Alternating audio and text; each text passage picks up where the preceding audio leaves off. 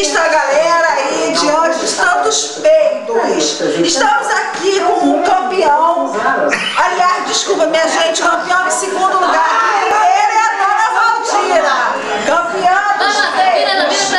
Aí temos aqui a Dona Valdira, a campeã dos peidos. Valdira, O que a senhora tem pra falar? a peidona do recinto, Dona Valdira, peida, tanto peida quanto ronca quanto fuça. O que a senhora tem pra falar? Celso peida, arrota, caga nas cuecas e o papai mulher ele agora me expulsou dali com o nosso peito azedo, azedo, do ovo podre.